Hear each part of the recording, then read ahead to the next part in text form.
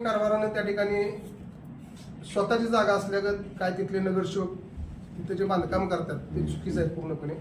कारण 2024चा नकाशा मंजूर आहे आणि हा नकाशा मंजूर असताना वर्क ऑर्डर जे आहे ते 25 फेब्रुवारी 2025 आहे.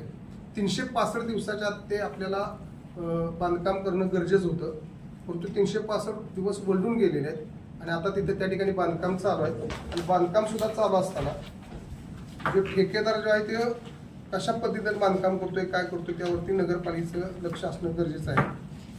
अगदी कॉलम भरत असताना आपल्या घरचं कॉलम असलं तर आपण किती पद्धतीने किती व्यवस्थित भरतो, पण या ठिकाणी बघितलं तर पूर्णपणे कॉलम जे आहेत पूर्णपणे किडलेले कॉलम आहेत. म्हणजे जे अगदी ज्या विषय जे आहे तर त्यासुद्धा ह्या बऱ्याचशा त्रुटी आहेत आणि या त्रुटी थोड्याशा जनतेला कराड शहराला माहीत होण्यासाठी आज त्या वार्डातले आमचे अखिल आंबेकरी सुद्धा धडपडतात की या ठिकाणी असं नाही असं झालं पाहिजे, तसं नाही तसं झालं पाहिजे. तर त्या ठिकाणचा जो नकाशा तुम्हाला दाखवला तर त्या ठिकाणचा 40 फुटी रोड आहे टोटल.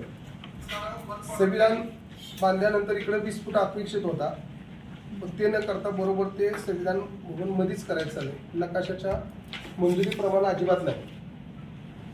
जे नकाशा मंजूर घेतलेला आहे संविधान भवन बांधण्याचा ते न करता म्हणजे तुम्ही काय पण तिथं कराल म्हणजे ती जागा नगरपालिका आहे, त्यामध्ये शिवनी लक्ष घालणं गरजेचं आहे. आणि आमची मागणी अशी आहे की शिवसाहेबांनी सुद्धा या ठिकाणी शहानिशा करून सगळ्या गोष्टी व्यवस्थित कराव्या. तर आम्ही शिवसाहेबांमध्ये गुन्हा दाखल करण्यासाठी आम्ही मागणी करणार आहे. तर आम्ही घरचं आम्ही कराडचे मालक आहोत.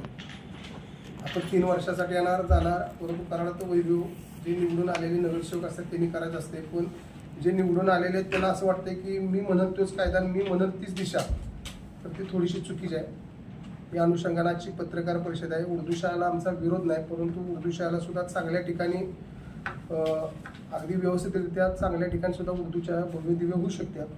आज त्या ठिकाणी तर उर्दू शाळा झाली, भविष्यात कचरा डेपो पेटला किंवा तिथं घाणीचं साम्राज्य असल्यामुळं एखाद्या पोराला हसाडलं कुत्र्याने. कारण गेले सुद्धा आमचे RTIचे कार्यकर्ते आमचे काय त्यांचं नाव शरीफ म्हणून तो खूप चांगल्या पद्धतीने ॲक्टिव्ह पद्धतीने काम करत होता आणि त्याने खूप चांगल्या पद्धतीने तिथे डेपोवरती लक्ष ठेवलं होतं.